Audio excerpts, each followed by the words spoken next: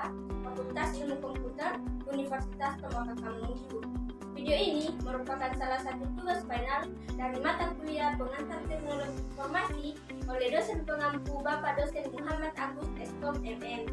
Di materi pada kali ini, saya akan menjelaskan tentang software sistem. Yang pertama, pengertian perangkat lunak sistem.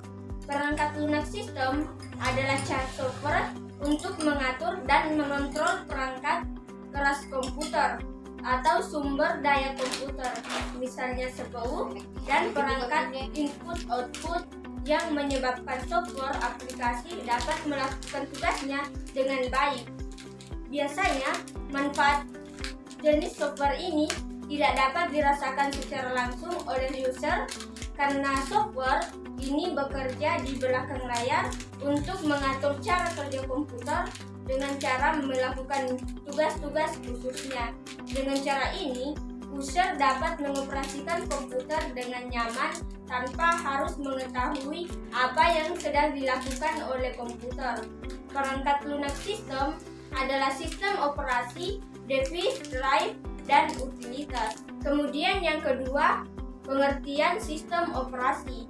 Sistem operasi merupakan software untuk mengoperasikan komputer.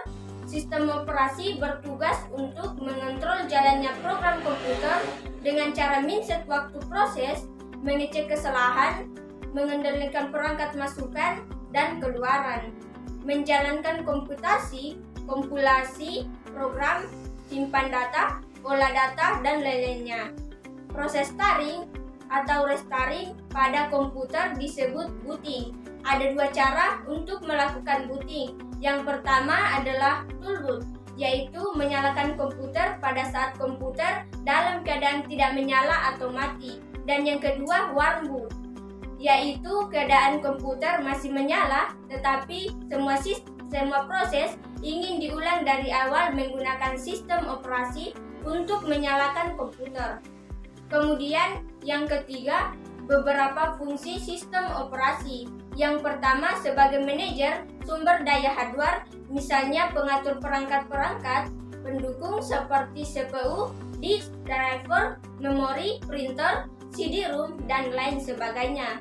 Kemudian yang kedua, menyediakan tampilan yang mudah dipahami dan user-friendly, karena sistem operasi bertindak sebagai perantara antara hardware dan software. Kemudian yang ketiga, sebagai pengendali user dengan cara mengatur hak akses untuk masuk ke komputer dan menjalankan program, serta mengatur bagi siapa yang berhak mengakses program ini. Kemudian yang keempat, mengoptimalkan sistem program komputer dengan cara mengatur kerja komputer CPU, pengambilan data dalam memori, pemanggilan disk ROM, dan pengatur waktu yang digunakan untuk koneksi dalam terminal. Kemudian yang keempat, penanganan proses dalam sistem operasi. Pada awal komputer diciptakan, hampir semua tugas-tugas yang harus dipersiapkan untuk mengoperasikan komputer dijalankan oleh seorang operator. Jadi seorang operator harus menyiapkan segala sesuatu yang dibutuhkan supaya komputer bisa dijalankan sesuai dengan fungsinya. Persiapan ini pasti memerlukan waktu yang cukup lama dan menimbulkan masalah di kemudian hari. Hal inilah yang memunculkan sistem untuk mengganti pekerjaan operator sehingga untuk menyalakan komputer tidak butuh waktu yang lama. Adapun penanganan proses dalam sistem operasi, yang pertama sistem operasi generasi tabung hampa. Pada generasi ini, sistem operasi belum diciptakan. Hal-hal yang berkaitan dengan pengoperasian komputer masih dikerjakan oleh operator komputer secara manual lewat clipboard. Kemudian yang kedua, sistem operasi generasi transistor. Konsep BAT system. Sejak ditemukan transistor, komputer dijalankan menggunakan black system, yaitu teknik pengurutan kerja job secara otomatis. Hal ini dilakukan agar kerja CPU bisa jadi efisien atau tidak terlalu banyak menganggur. Kemudian yang ketiga, sistem operasi generasi IC.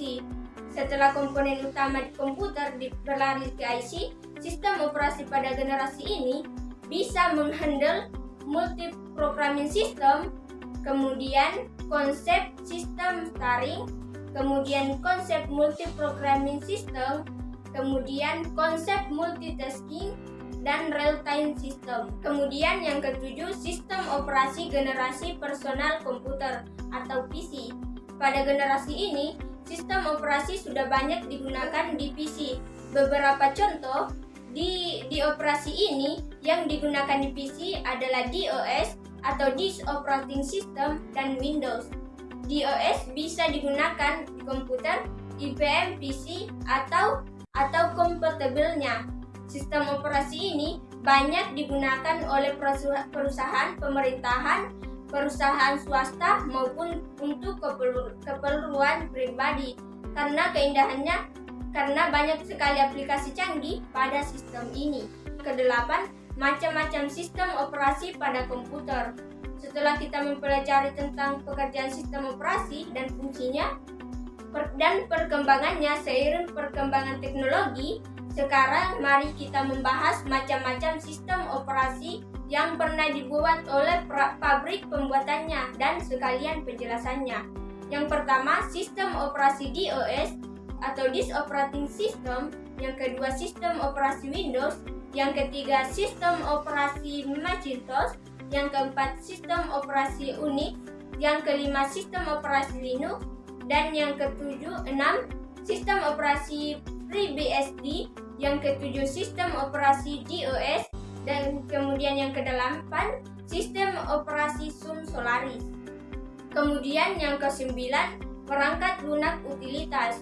Perangkat lunak utilitas digunakan untuk memberi dukungan peningkatan pada program-program dengan fungsi khusus dalam komputer. Misalnya program input untuk menyalin atau membackup file-file terpilih, kompresi file, pemeriksaan perangkat manajemen file, deteksi virus dan antivirus, mengatur ulang isi hard disk, dan lain-lain. Ada dua jenis perangkat lunak utilitas, yaitu utilitas internal, bawaan dari sistem saat kita menginstal secara operasi, dan utilitas eksternal harus menginstal terlebih dahulu. Kemudian yang ke-10, bahasa pemrograman. Bahasa adalah tata cara untuk berkomunikasi baik lewat lisan, tulisan maupun gambar. Bahasa tertulis menggunakan simbol-simbol tertentu, misalnya huruf, angka, gambar, dan lain-lain, untuk membentuk kata, kalimat, atau sesuatu yang mengandung makna. Komputer hanya mengenal bahasa mesin, yaitu bahasa yang tersusun dari kode-kode Brian, Conan, dan AI.